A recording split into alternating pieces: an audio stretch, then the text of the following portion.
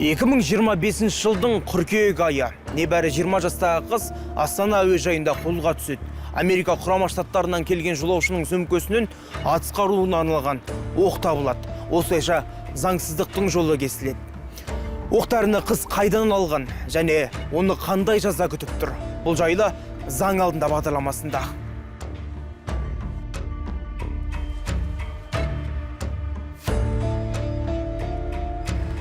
Әуежайда күдікке қыздың ісі қыркүйектен бері тергеліп, ауданаралық соттың қарауына жетті.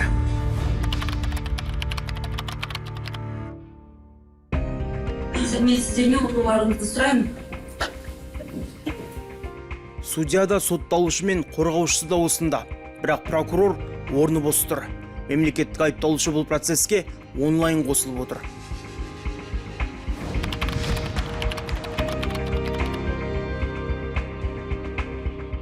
Ақштан келіп сот алдында жауапқа тартылған қыз шетелге жұмыс істеуге барған. Work and Travel бағдарламасы бойынша Денали қаласында жүрген. Сондағы қонақ үйлердің бірінде қызмет көрсеткен. Менің басты міндеттеріме барлық бөлмелерді тазалау, шаңдарды сүрту кірді. Мен аптасына 5 күн сағат таңғы 9-дан кешкі 5-ке дейін жұмыс жасадым. Сотталушының сөзінше жан-жақтан жиналған жастар кешкілік бас қосып отырған, танысып білісіп уақыт өткізген. Сөйтіп жүргенде қыз жергілікті Джулиан есімді жігітпен танысқан. Мемлекеттік айыпталушының сөзінше оқты оған сол берген көрінеді. Work and Travel бағдарламасының мерзімі аяқталар тұста Джулиан көлігінде отырып сотталушыға 7.62 калибрлі оқты сыйға тартады. Оны Қабдулова қызғылт түсті сөмкесіне салып, кейін чемоданға салып алады. Қабдулова оқтың адамдармен айналаға қауіпті екенін біле тұра, оны Ақштан Қазақстан аумағына кіргізуге оқталады. 8 тамыз күні сотталушы транзиттік рейспен Лос-Анджелес Доха бағытына ұшады. Келесі күні Доха Алматы бағытында Қазақстанға 7.62 калибрлі оқты алып келеді. Осылайша прокурор сотталушы Қазақстан Республикасы қылмыстық кодексінің 268 бабын бұзды, яғни ел шекарасына айналысы шектелген затты кіргізді деп айыптап отыр. Одан бөлек оқ-дәріні заңсыз иемдену мен сақтап, тасымалдау бойынша жауапқа тартылуда.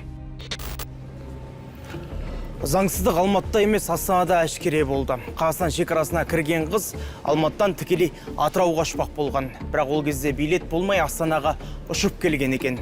Сол сәтте мұндағы жүк бөлімшесі мамандары қыздың сөмкесінде оқтың барын анықтаған.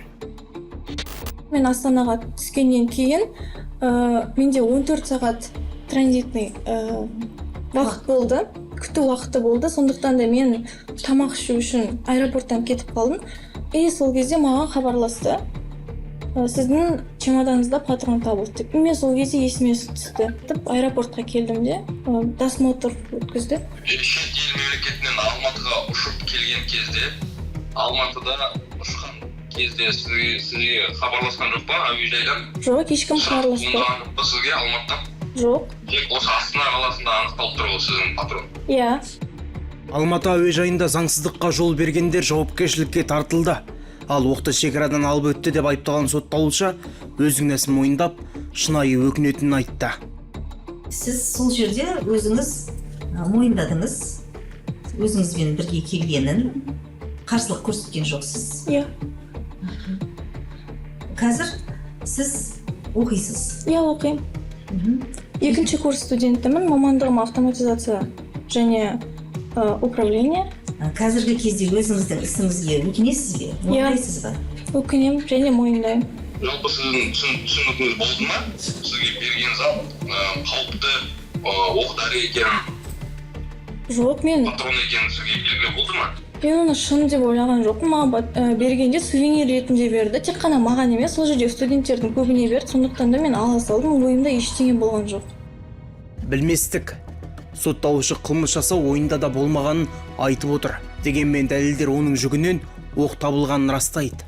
Алматы халықаралық әуежайына сұрауға жолданды. Және де аталған жауапқа сәйкес прописканың құрылғысынан алынған фотосуреттер жіберілді. Яғни Қабдулова Қазақстан Республикасына кірген кезде оның жүк салғыш чемоданында аталған оқтың бар болуы анықталды.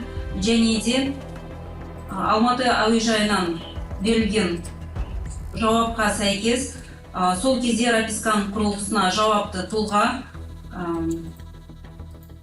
жауаптылыққа тартылғаны туралы мәлімет ұсынылды. Тексеру нәтижесінде оқтың калашников және аңшылық қаруға жарамды, толыққанды жұмыс істейтін оқ екені анықталды. Көзіне жас алып іштей қынжылған қыз жазадан да жалтармайтын жеткізді. Осылайша білместік болса да, ортақ заңға бағынатындығын аңғартты.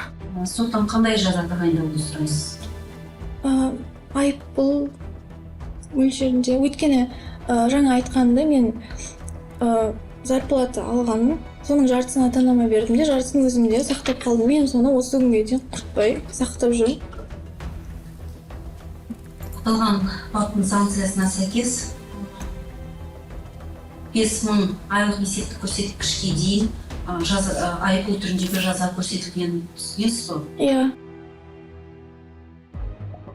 Теңгеге шаққанда 5000 айлық есептік көрсеткіш 20 миллион теңгеге жуықтайды. Одан бөлек сотталушы осы мөлшерде қоғамдық жұмысқа да тартылуы мүмкін. Ал бұл қылмыс үшін ең ауыр жаза 5 жылға бас бостандығынан шектеу немесе айыру жазасы екен. Мәлім болғандай, білместікпен жасалған заң бұзушылықта қасақана қылмысқа барғандай қылмыс есебіне жатқызылады. Тек іс сотқа жеткен кезде жеңілдіктер болуы мүмкін екен. Бұл қылмысты дәрежелеу үшін әрекет жеткілікті. Кез келген адам тыйым салынған затты өзімен бірге алып жүріп, сатып, не болмаса алмасуға кірісетін болатын болса, ол қылмыс болды. Одан кейінгі әрекеті бұлай адам біле тұра істеді ме, жоқ, абайсызда істеді ме деген ол қылмысты дәрежелеуге қажет емес. Ешқандай рөл ойнамайды. Сот міндетті түрде ескереді. Сол ескергеннің себебінен жұмсақ жаза тағайындайды. Одан бөлек қылмыстың бұл түрінде мөлшер де жоқ. Мысалы, шетелден келіп жатқан қару-жарақ, ол бір оқ бола ма, 10 оқ бола ма, кішкентай оқ бола ма, үлкен оқ бола ма, тыйым салынып жатыр. Мөлшеріне қарамастан әрекет жасалғандықтан қылмыс болады. Ал енді оның мөлшері қылмыстың жазасын тағайындауға, қатаң жаза, одан да аса қатаң жазаға соған ғана әсер етеді. Жеңіл жаза сұраған сотталушының ісіне оралса, қылмыстық іс 2 отырыста қаралды. Судья процестердің арасына тек 1 апта уақыт салды. Ол аралықта сотталушы Атырауға барып, өтініш хаттар жинап үлгерген. Бірінші өтініш хатым бұл Қабдолова Нұрайымның оқу орнынан мінездемесі.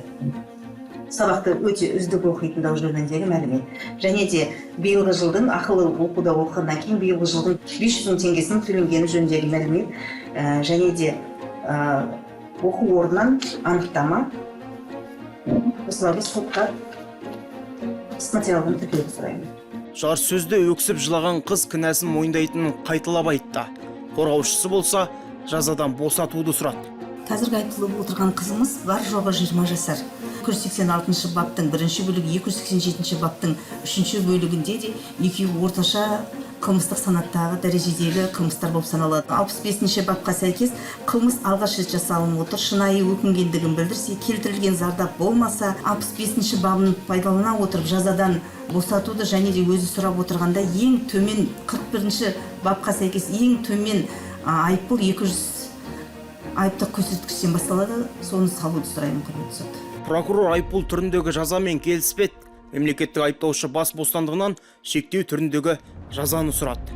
Жоғарыдағылар негізінде сотталушының жасаған әрекетінің сипаты мен қоғамдық қауіптілігін ескеріп, сондай-ақ жазаны жеңілдететін мән-жайларға басшылыққа алып сұраймын. Қабдолова Нұрайым Тұрарбекованы кінәлі деп танып, қылмыстық кодекстің 286 бабының 1 бөлігімен оған 2 жыл 6 ай мерзімге бас бостандығын шектеу жазасын тағайындап, қылмыстық кодекстің 287 бабының 3 бөлігімен оған 2 жыл мерзімге бас бостандығын шектеу жазасын тағайындап, пробациялық бақылауды белгілеуді. Түпкілікті 2 жыл 6 ай мерзімге бас бостандығын шектеу жазасын тағайындап, пробациялық бақылауды сұраймын. Осыдан кейін сот үкім шығару үшін кеңесу бөлмесіне кетті. Сотталушы болса, сот залында ұзақ отырды. Ойында не бары, үміт пен күдіктің қайсы басым екендігі де белгісіз. Араға бірнеше сағат салып, кабинетке төрағалық етуші кіріп келді. Сот үкім етті. Қабдолова Қазақстан Республикасы қылмыстық кодексінің 286 бабының 1 бөлігімен 287 бабының 3 бөлігімен көзделген қылмыстық құқық бұзушылықтарды жасаған үшін кінәлі деп танылсын. түпкілікті Кабдуловаға 1 жыл 6 ай мерзімге бас бостандығын шектеу түріндегі жазасы тағайындалсын.